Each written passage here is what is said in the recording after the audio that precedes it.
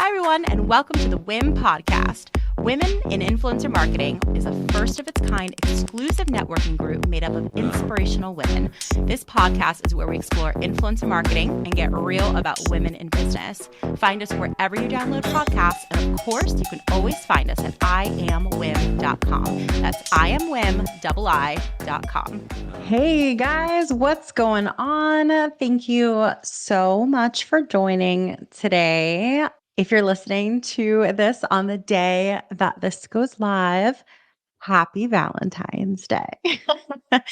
I do hope that you guys have a really lovely day. And I want to be the first person to just acknowledge that Valentine's Day is not always sunshine and rainbows for everyone. In fact, I wrote a little blurb about my thoughts about love and career in our latest newsletter, actually. So I hope you got a chance to read it. If not, make sure you sign up. It's iamwim.com/newsletter. Easy peasy. But just basically, I know that like holidays in general aren't always what they are. They're not always Hallmark holidays, the ones that like we see visualized in commercials and hear about from others. I know that they can be hard. So if you're just going through a breakup or you're like not in the best relationship or you're single and maybe you wish that you weren't, I'm just sending lots of love to you. It's just another day. And also a reminder that if you just feel like there's like something missing, like you wish you could celebrate Valentine's Day and have some more love in your life, just know that love can come in a lot of untraditional ways. And just because it's portrayed on TV or the movies that Valentine's Day is all about getting flowers and candy and cards and getting a reservation for dinner. Like, just know that you could also have a really lovely day of self care and treat yourself to a spa and learn how to love yourself a little bit more. Or, coming to, well, our event was last week Galentine's Day theme. So you can come to our event, but there are other events around town, or just like throw your own event with girlfriends and guy friends and just friends, like people that you love. I don't know. It's just like fresh on my mind. And I want to acknowledge those of you who have plans, like fantastic, but you already know that. Like those of us who maybe it's a challenging day. I just want to acknowledge you guys and send you guys a little extra love. So, this episode today, I'm very excited about. We have Brendan Gahan from Mekanism. He is the guy I follow on LinkedIn, the guy that have seen recently moderate a panel at CES, but he's so much more than that. And I'll tell you a little bit about him, at least on paper. And then he's going to tell you in his own words a little bit more about him as a human. But Brendan Gahan, he's the partner and chief innovation officer at the creative agency Mekanism. He's been at the forefront of social and influencer marketing since 2006, developing campaigns for brands such as Mountain Dew, Unilever, Amazon, 20th Century Fox, and even the freaking Olympics. He was recently named one of LinkedIn's top voices in the creator economy. He was also named to the Forbes 30 Under 30 list in 2012, and his agency was recognized as Digiday's Digital Video Agency of the Year in 2017. He's also a regular contributor to Entrepreneur and has recently been featured in the New York Times, the Wall Street Journal, Fast Company, The Guardian, and Ad Age for his experience on social media and influencer marketing. You're going to get a ton of that this episode. I know you're going to enjoy it. So I'm going to keep this intro short because I want you to enjoy my conversation with Brendan.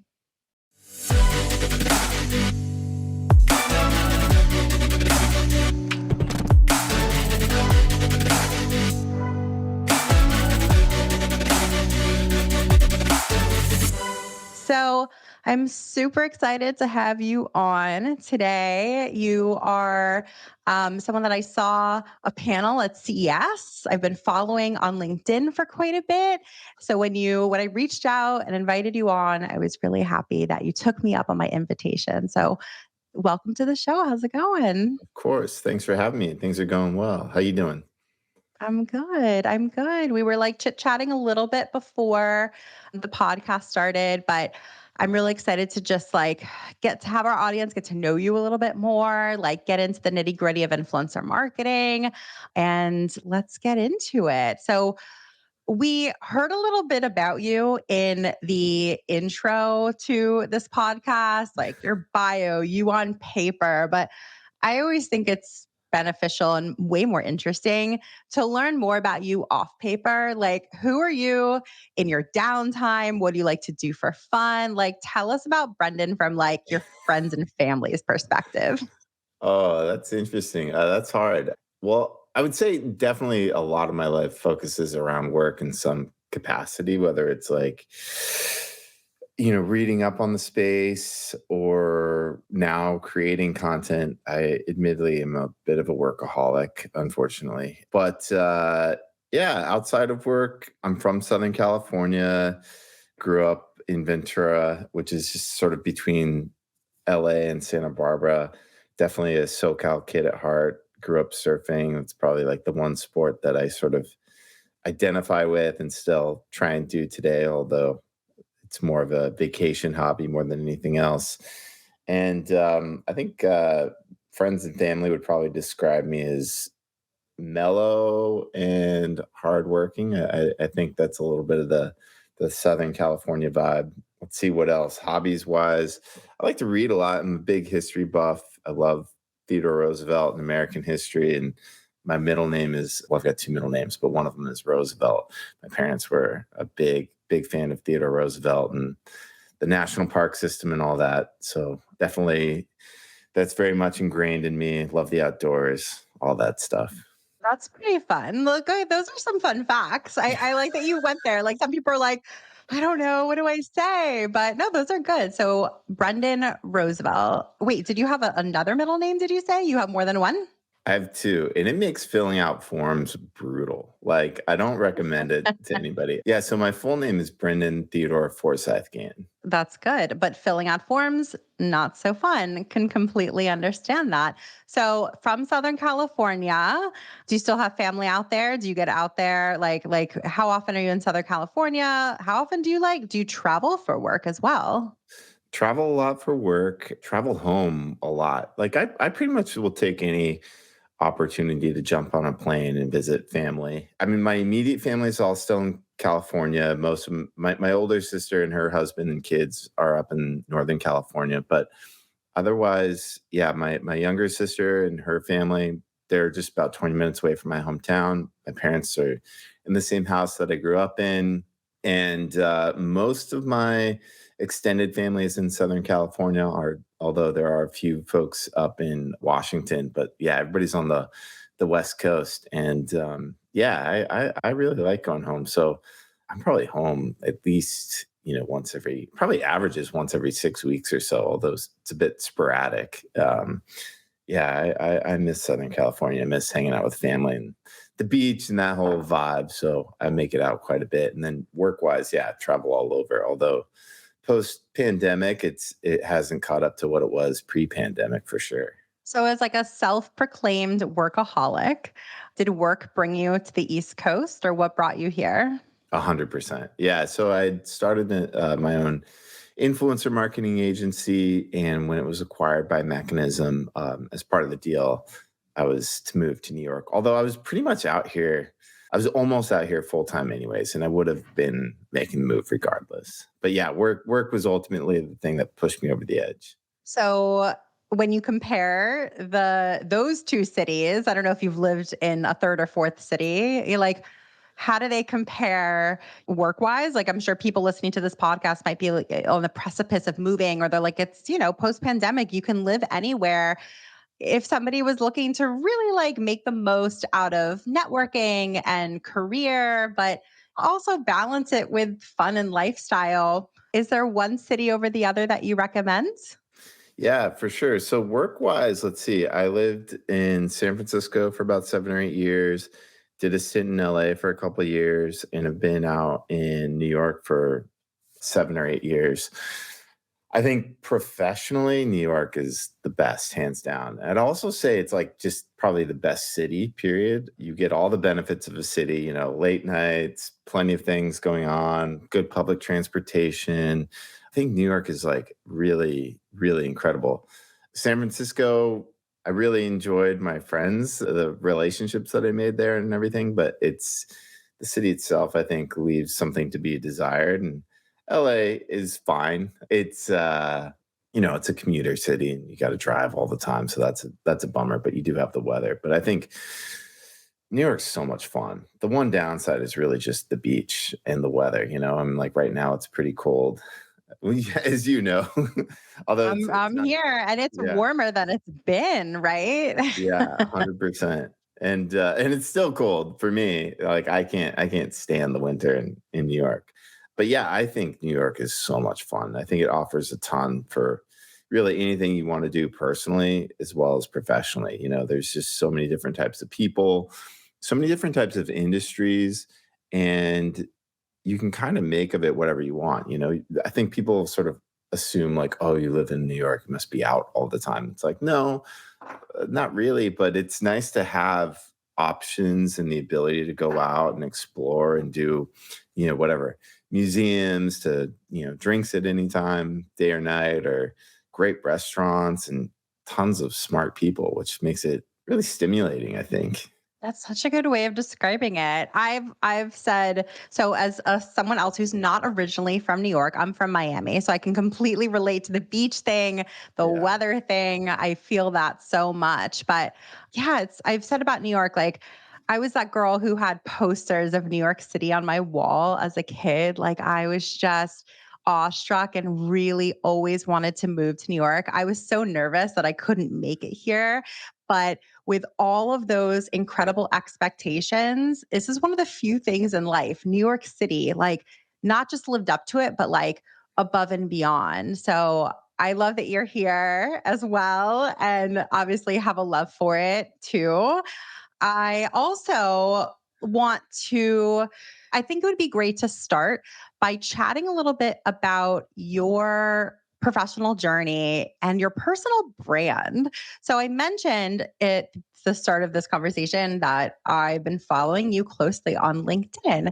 And I think we're both those nerds, part of the LinkedIn creator program. Yeah. Yeah. I know I have so much fun on there and I see you posting way more even than I am. And I'm like, good for you. And you've got all this engagement and it's such a fun place. It's interesting, right? Like for those of us that work in social media, like it's a social platform, but it's where your tribe would be, right? Because Instagram is just such a wide variety of everybody, but LinkedIn can be all your professional people, your tribe. So tell us just a little bit about your LinkedIn journey and like, how's it going for you? Yeah, for sure. So I really started posting regularly on LinkedIn the start of 2021, I believe it was. Maybe 20, no, I think it was 2021. And I think it really stemmed from, I've been working in social and influencer marketing for a long time. I got my first internship in 2005 and pretty quickly gravitated towards social. And so that's been my whole career. But I've always been someone who's very much behind the scenes and worked with a ton of creators over the years and always sort of admired what they did and the ability to sort of put yourself out there, but always thought like, oh, that can't be me. I can't do that. And at different times I sort of tried to break out of that mold. And, I started a blog and I'd just get analysis paralysis. I'd start writing and then I'd have like a simple idea. And then I would just over engineer the whole thing and start writing and writing and writing and writing. And then when came time to post, I basically just choke, to be honest. Like, I think posting is the hardest part. And so I don't know, I was really frustrated with myself because I felt like I had things to say. And after being in the space so long, and I also wanted to sort of just like share my thoughts and ideas because in a professional, working within an agency, not every idea you've got, you're able to sort of like execute on. And I sort of wanted to prove to myself I can not necessarily grow like a massive audience, but connect with people and build a community in some capacity. I wanted to put my money where my mouth was essentially. And so I was thinking about it. I was like, what do I need to do to sort of like overcome this? And I came up with the idea of like, well, I'll just post once a day. And it doesn't necessarily have to be good. It doesn't necessarily have to be anything really deep or thought provoking. I really just need to kind of inoculate myself to this idea that like this isn't me and overcome that fear. So I basically just made a promise to myself, all right, you're going to post once a day. And it doesn't matter if it's like one sentence or just sharing a link, you're going to do that and build up that habit. And so I started there and yeah, I've really kept it up since. I don't post every single day now. Like I'll go through phases, but usually it's at least 3 to 5 times a week. And it's been great. I would say sort of the positives are, from a business standpoint, building relationships, getting new business, sort of continuously keeping on the radar of a lot of people within the space, reconnecting with old friends, making new friends. As a byproduct of that, I got into like angel investing and stuff, which was really cool. And from a sort of like a personal fulfillment standpoint, it's been really validating in a lot of ways. I think it's a direct result of that opportunities like doing CES and talking at events and that sort of thing are a direct result of that, I would assume. And I think when you put yourself out there, you sort of like act like a lighthouse and you send a message to everyone who sort of thinks similarly that you're there too. And you generate a lot of connections and conversations as a byproduct of that. So it's been really fascinating. I think as many positives as there are, I would also say it's, can be really stressful at times. I think even though I'm not posting anything personal, it's like really just like my thoughts on the space. It can be really difficult in a lot of ways because you're always like crippling self-doubt oftentimes, like people going to think this is good, should I do more of this, or people didn't react to that, and am I suddenly like losing touch with what's interesting or relevant? Am I saying anything important? So but net it's been a positive, I think. Well, I appreciate the vulnerability and I can relate to that as well. And I'm sure many people can. Like if you are brave enough to like put yourself out there on a consistent basis, like there are just moments where you're like, do people want to hear about this? Like keeping a finger on the pulse of what is interesting or what people want to know about, like that's tricky. Like that's definitely a challenge. But I appreciate I think it's really freaking cool that you're getting opportunities from it as well. I think it's way cooler that you're being very consistent about it and like holding yourself accountable to doing that. What advice would you give to somebody who has been maybe wanting to do this for a while or, is like a little nervous to start? Is there any advice that you would give them just to like put themselves out there professionally on a platform like LinkedIn? 100%.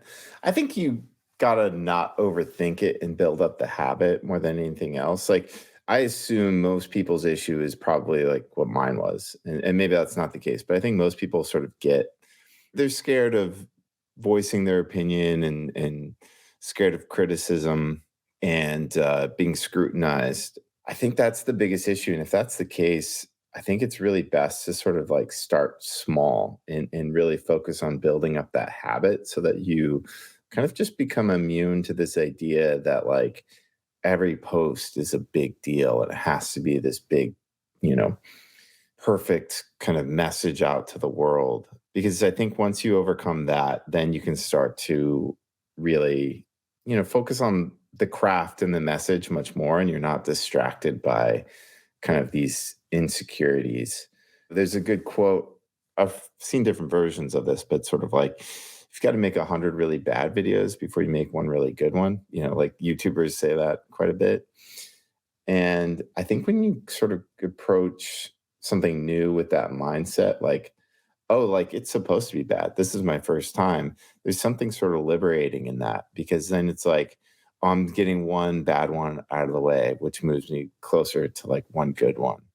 Oh So yeah. No, I mean, yeah, I think that's like in life, you know, just approaching 100%. life in that way because every subsequent thing that you do will just be better than the one before because you're always learning something. You're building a callus, you're taking in so much information. Like some of the smartest people I know, they're just really good listeners and they're humble enough to take in the information that they're given and like, I don't know, it's just like a more fulfilling life too, to just, be growing, snowballing your knowledge set and your craft. So I agree with that 100%. wholeheartedly. I think if, now you're a creator yourself. And if you could write a playbook for creators, whether they're on LinkedIn or whether you're pulling from knowledge, from the agency side of yourself, what would that playbook say for how creators could be more successful these days?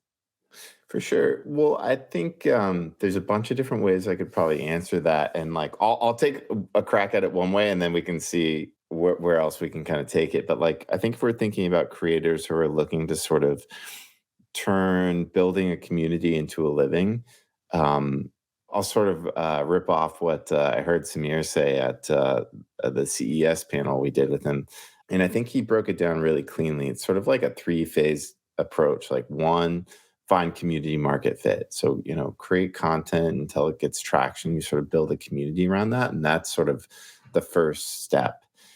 And then from there, you want to scale the unscalable, which is you, the creative element, so you've got to be in front of the camera, you've got to be writing the tone, etc. So try and if you're doing video, for example, try and find, a team, get producers, editors, writers, etc., so that they can take on more of the heavy lifting and the creator who needs to be in front of the camera can focus on being that piece that they have to be the essential element for. And then from there, I think you sort of invest in the scalable pieces of the business. So, developing a product, paid community, et cetera. And so I think that's sort of the roadmap for maybe like the classic, influencer creator looking to make a business. Was that sort of the question you were asking, or were you thinking more in the context of like professionals looking to build their own sort of thought leadership presence? I like asking open-ended Okay, questions cool. here and like letting you take it where you want to take it. So, yeah, that's a great answer. And I think that like maybe to your point, the word creator, the word influencer has become more and more broad over the years, which I think is freaking awesome. The fact that like we're creators and then like the fashionistas of the world or like the mommy bloggers, like they're Yeah. creators too, but we're all in like a similar space, but different lanes. And like, that's incredible. And I think it's also really exciting to know that there's that many different opportunities out there for people if they are looking to monetize their creativity or their community and things like that. But yeah, is there anything else you want to add? Well, I think if we're talking about it in the context of sort of like somebody, who's working in the industry and trying to, oh, I want to start posting on LinkedIn or whatever platform of choice and really put themselves out there, I would say a few things. Like one is maybe take out a piece of paper and draw a line. So you've got three columns and think about like what am I passionate about and what am I really knowledgeable about, and then what could I do every single day, and sort of just create a laundry list of ideas in those three buckets. And ideally, there's some sort of I would imagine there's probably some intersection of those three that allows you to sort of speak professionally in a way that's really sustainable and interesting to you. And I think that whole like the idea of like what are you passionate about and what are you willing to what's a mode of like creation that is feasible and easy for you to sustain on an ongoing basis is really key, because if it's not easy, not I shouldn't say easy, like it's going to be difficult, but if it's too difficult and it's just not sustainable, it becomes this huge headache to do every single day.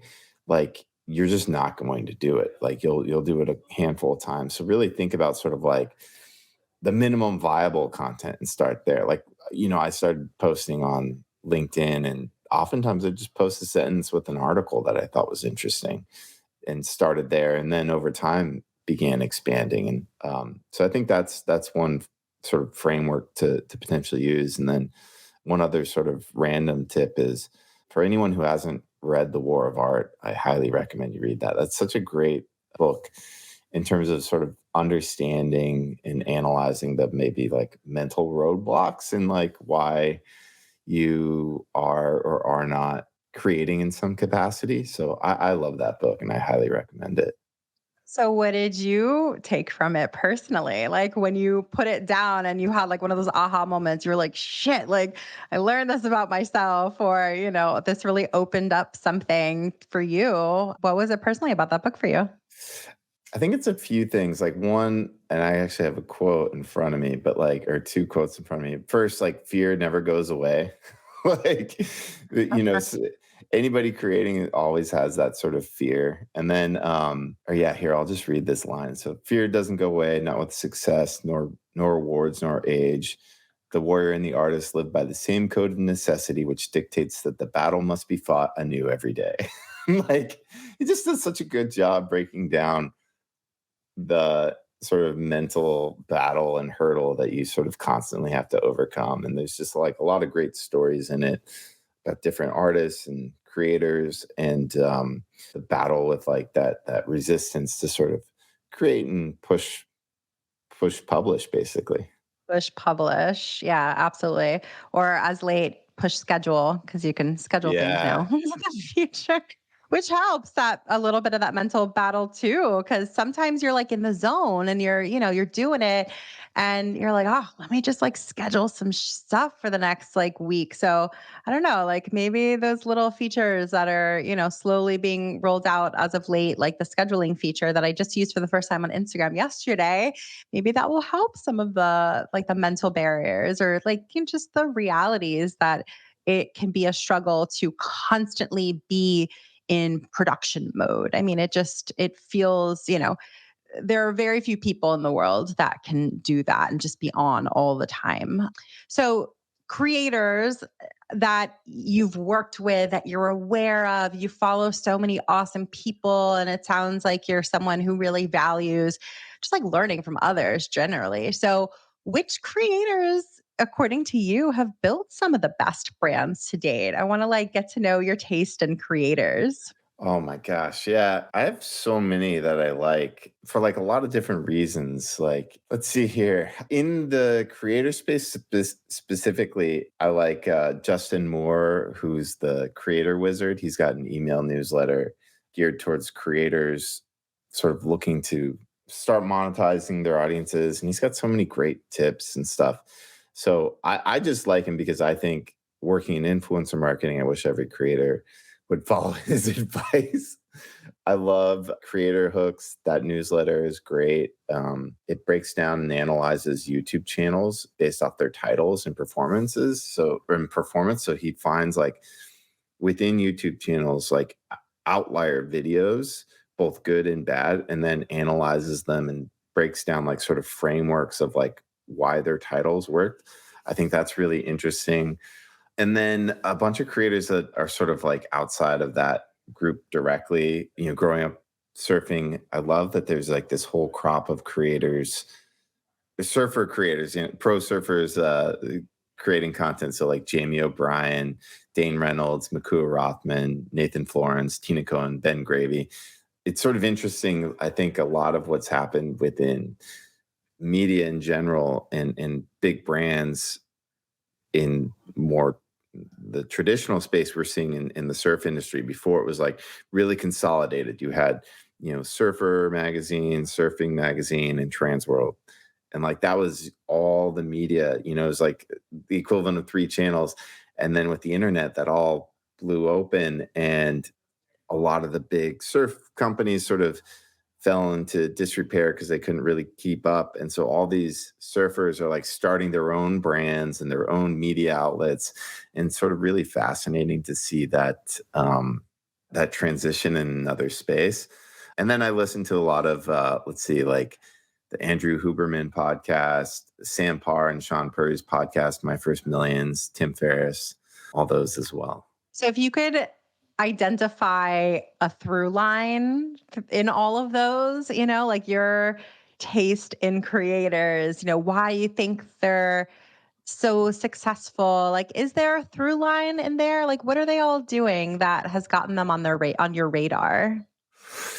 That's a good question. I think a lot of them, it's like a lot of analysis and less fluff. Like they're engaging personalities for sure. That's very helpful. But like, there's like real in-depth conversations, and it's not just sort of reacting to the news out there in the world and sort of repackaging some commoditized bit of information, but actually coming up with sort of original thinking, frameworks, data analysis in some capacity, and providing real tangible value.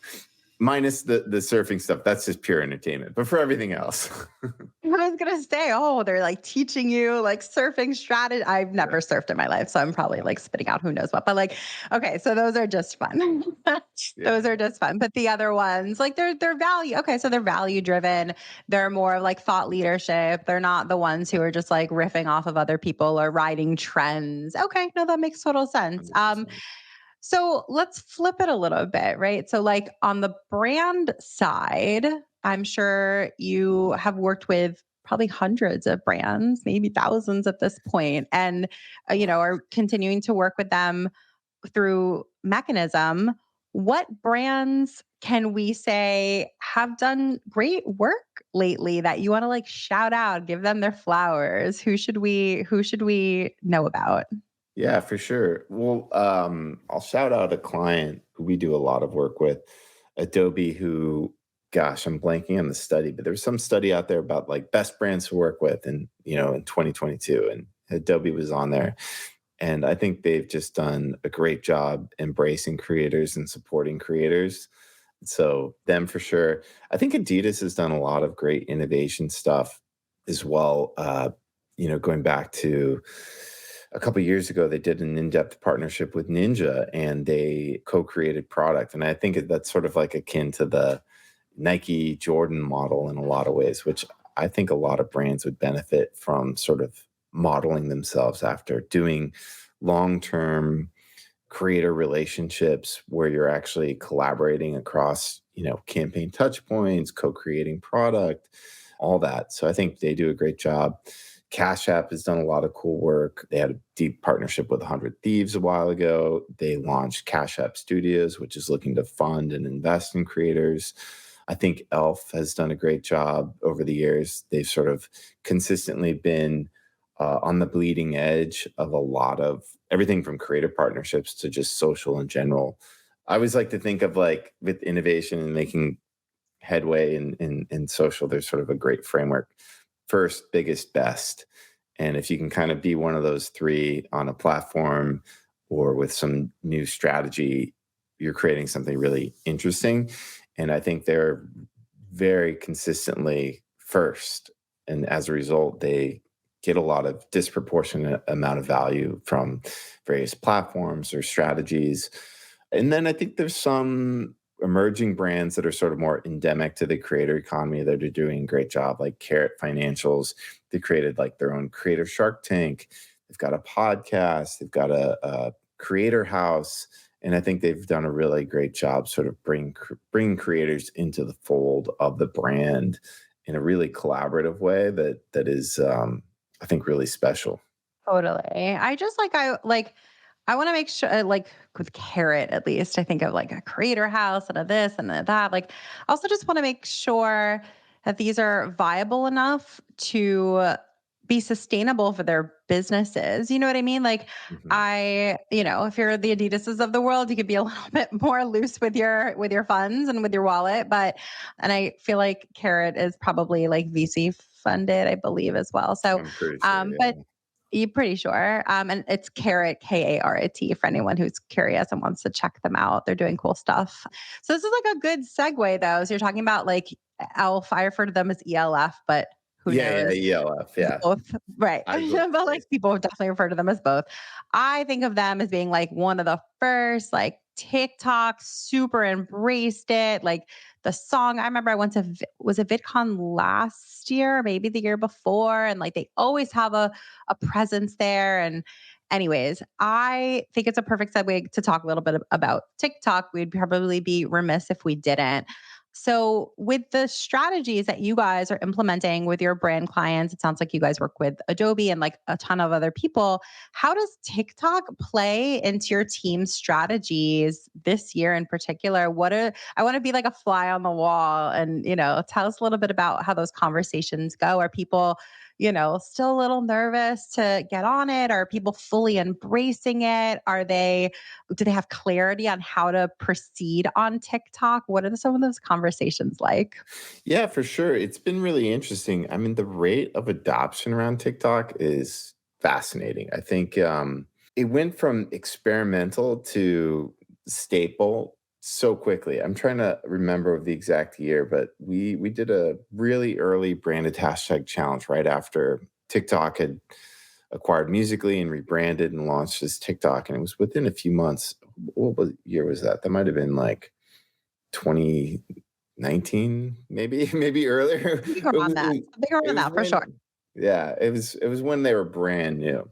And at the time, it was like, yeah, that people were like, "What is this thing?" Like, and it was the perception was, "Oh, it's, dancing and, kids doing dance trends, and okay, fine, like, maybe we'll dabble." But now it's a staple, and I think TikTok has done a great job embedding itself with brands and agencies and marketers and shifting very quickly from that sort of experimental budget to staple. Like I think they've done a few things really well. They've messaged the idea of make TikToks, not ads, so people really marketers really understand the need to create natively for the platform and not just like post ads, which I think is a real problem for a lot of the other social platforms. You just get a piece of content that gets repurposed and published, and then it doesn't perform well, and people are wondering why. Additionally, they've gone from sort of, yeah, it initially was sort of teen Gen Z, but now it's mainstream.